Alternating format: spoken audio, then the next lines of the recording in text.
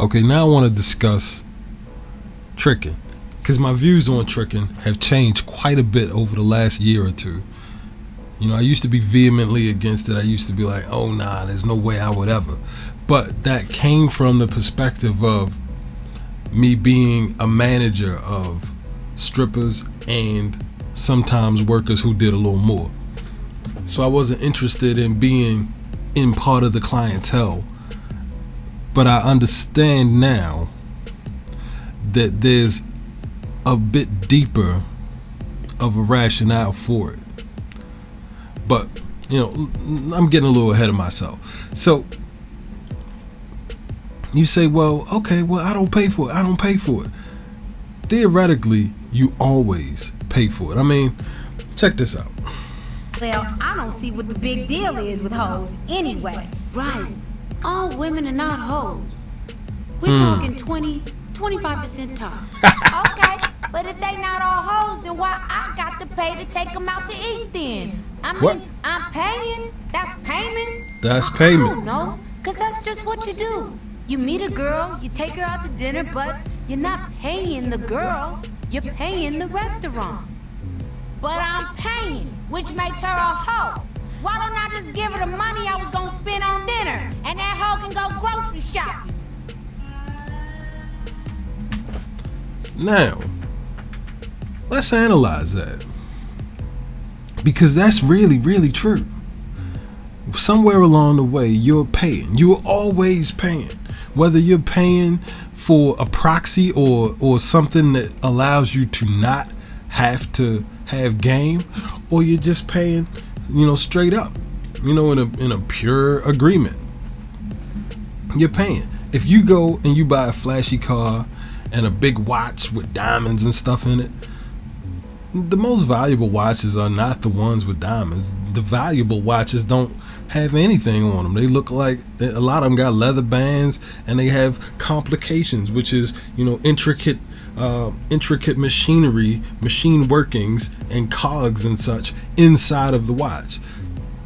So that's not the high value ones. What you're looking at is the blingy ones, the ones with all of the diamonds that shine and catch the eye. That's not the valuable ones. So why would you get a watch that's all shiny like that? Because you're trying to get attention. What does that attention do? That attention acts as a proxy. It allows you to not have to do, whatever it is that you were gonna have to do. You don't have to do a whole lot of talking, or you don't have to, say, oh well, let me give you $300. No, now your watch just did it for you. 50 Cent said it in a song. He said, I let my watch talk for me, my whip talk for me. Think about that. What's it saying? What are these things saying? They are proxies, and it's still payment. So if you go out and you buy a big flashy car, that's just saying, okay, well look, here's my first payment. And what it does, it gives the idea in the mind of the woman that you're trying to impress. Oh, okay, he can be this type of character that I'm looking for. He can.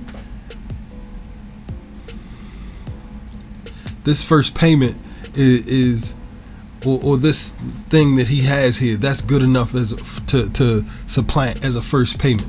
Because they want to know what kind of capabilities you have in the beginning. So if you take them out to an expensive restaurant, that's demonstration of your capabilities. Same thing with the car. You got a big flashy car, demonstration of your capabilities. So here, Riley says, hey, if I gotta pay, that's payment. And to some extent, he is right. You're always paying, even if you're paying with your time. Your time is valuable to you, especially if you're a man who is in business. If you're a man who has some type of high value, some type of high value, not the Kevin Samuels high value man. But if you have some type of high value, you don't even have to have a lot of money. You could be high value in your social group or whatever it is. But if you've sacrificed your time, that time has a value. That's still payment. That's an investment. You've made that investment into, how you're going to connect with this woman. That's payment. So now what?